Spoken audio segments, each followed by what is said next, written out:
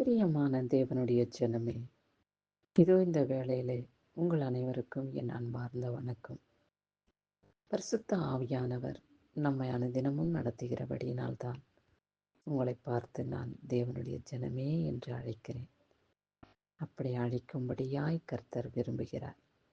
நாம் அனைவரும் தேவனுடைய ஜனங்களாய் காணப்படுகிறோம். நாம் அனைவரும் அவருடைய பிள்ளைகளாக நிலைத்திருக்கிறோம்.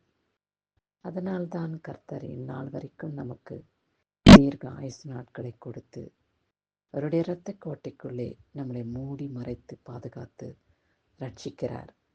ஒருவேளை நீங்கள் சிந்திக்கலாம், இயேசுவை நான் துதிக்கிறதில்லை, இயேசுவை நான் வணங்குகிறதும் இல்லை, எப்படி அவர் எனக்கு தெய்வமாயிருக்க முடியும் என்று நீ நினைக்கலாம். அது அப்படியல்ல. தேவன் ஒருவர் மாத்திரமே நமக்கு கடவுளாய் காணப்படுகிறார். அவருடைய மகிமையினாலே நாம் நிரப்பப்பட்டிருக்கிறோம். நாம் சுவாசிக்கும் சுவாசம் கூட இயேசு என்ற உச்சரிப்போடுத்தான் நாம் சுவாசிக்கிறோம். அப்போ யார் உங்களை உருவாக்கினவர்கள் என்று நீங்கள் சிந்தித்து பாருங்கள். இயேசு கிறிஸ்து தான் உங்களை உருவாக்கினவர் என்று நீங்களே அறிந்து கொள்வீர்கள்.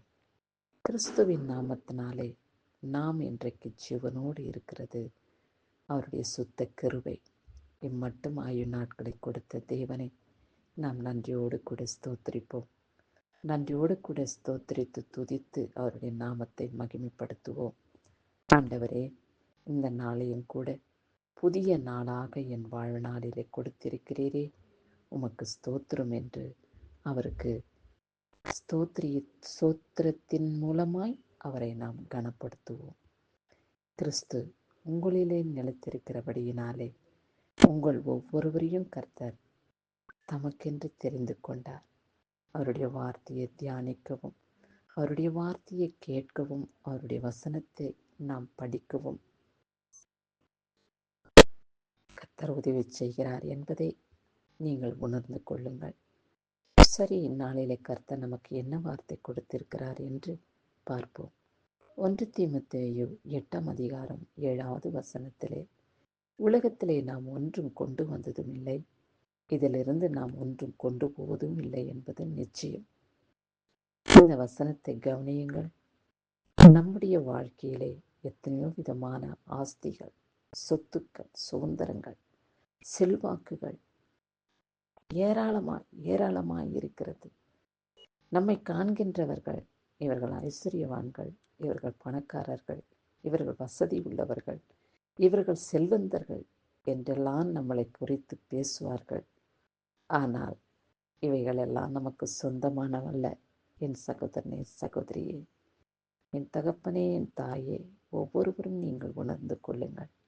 இவைகள் அனைத்தும் நமக்கு சொந்தமானதல்ல. எப்படி எனக்கு சொந்தமானதல்ல என்று நீங்கள் சொல்லலாம் என்று நீங்கள் யோசிக்கலாம். நாம் தாயின் வயிற்றில் வரும்பொழுது ஒன்று கொண்டு வந்ததில்லை.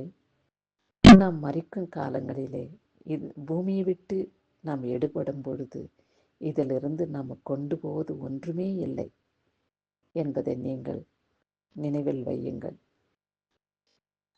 ஆண்டவராகிய இயேசு கிறிஸ்து இந்த வார்த்தையை இந்த நேரத்திலே நமக்கு உணர்த்துகிறார். எதை குறித்தும் கவலைப்படாதே என் மகனே, என் மகளே, உன் தேவைகள் எல்லாம் நான் பூர்த்தி செய்வேன். நான் ஆசீர்வதித்து காத்து ரட்சிப்பேன். அதனால தேவனை துதிக்கிறதையும் அவரை ஸ்தோத்திரிக்கிறதையும் மறந்து விடாதே. அவ்வப்போது தேவனுடைய நாமம் உங்களுக்கு போதுமானதாய் இருக்கிறதை உணர்ந்து கொள்வீர்கள், உணர்ந்து கொண்டு இருக்கிறீர்கள். ஆகையாலே என் தகப்பனே, நான் கூப்பிடும் பொழுதெல்லாம் எனக்கு சமீபமாய் இருக்கிறீர் என்று நான் அறிந்து கொள்ள ஞானத்தை, புத்தியை, விவேகத்தை எனக்கு நீங்கள் கொடுங்க. புத்தியாய் ஞானமாய் நான் என்னை உருவாக்கின தேவனை துதிக்கத்தக்க அறிவை எனக்கு உணர்த்துங்க ஆண்டவரே என்று நீங்கள் கர்த்தரிடத்தில் வேண்டிக் கொள்ளுங்கள். அப்படி வேண்டிக் கொள்ளும் பொழுது நிச்சயமாகவே உங்கள் ஜபங்களுக்கு, உங்கள் வேண்டுகோளுக்கு முடிவுண்டு. உங்கள் நம்பிக்கை வீண் போகாது என்று கர்த்தர் உங்களோடு பேசுகிறார். அவருடைய சத்தத்தை கேட்டவர்களாய், அவருடைய வல்லமையை பெற்றுக்கொண்டவர்களாய் இந்த லெந்து நாட்களை நாம் கடந்து வர கர்த்தர் கிருபை செய்கிறார் அல்லவா? உபவாசத்தின் மூலமாய் இதோ எத்தனையோ மக்கள் பலவிதமான காரியங்களை கர்த்தரிடத்தில் வைத்து வேண்டிக் கொள்கிறார்கள். ஆண்டவரே, எனக்கு இந்த காரியத்தை செயல்படுத்தும் என்று கண்ணீரோடு கெஞ்சுகிறார்கள். ஆனால் ஒரு சில நிமிஷம் நாம் ஜெபத்திலே இருந்து முடித்து கடந்து வருகிறோம். நாம் கேட்டவைகள் நமக்கே தெரியாது. ஆனால் கேட்டுக்கொண்ட கர்த்தர் மறவாத தெய்வம், மறக்காத தெய்வம். ஆகையாலே என் மகனே, என் மகளே, நீ என்னிடத்திலே கேட்டுக்கொண்ட ஒவ்வொரு விண்ணப்பத்தின் சத்தத்தை நான் அறிந்திருக்கிறேன். உன் தேவைகளை பூர்த்தி செய்வேன். உன்னை ஆசீர்வதிக்கவே ஆசீர்வதிப்பேன். உன்னை மகிமையினாலும் வல்லமையினாலும் முடிசூட்டி இயேசு கிறிஸ்துவின் என்னுடைய நாமத்தினாலே நீ ஆசீர்வாதமாய் இருப்பாய் என்று உங்கள் ஒவ்வொருவரையும் கர்த்தர் உங்களை பார்த்து பேசுகிறார் என்பதை நீங்கள் உணர்ந்து கொள்ளுங்கள்.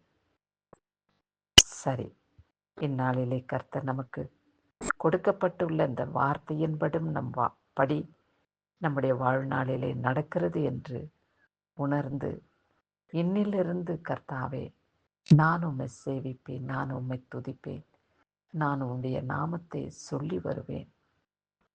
நான் சுவாசிக்கிற சுவாசம் உம்முடைய பெயராய் இருக்கிறபடியினாலே நீர்தான் என்னை உருவாக்கினீர் என்று நான் அறிந்து கொண்டேன் என்று அவரிடத்தில் நீங்கள் பேசுவீர்களா? நீங்கள் பேசும் விண்ணப்பத்தை கர்த்தர் விரும்பி கேட்பார். கேட்டு தன் பிள்ளைகளுடைய வேண்டுகோளை அறிந்து கொண்டு உங்களை ஆசீர்வதித்து மகிமைப்படுத்துவார்.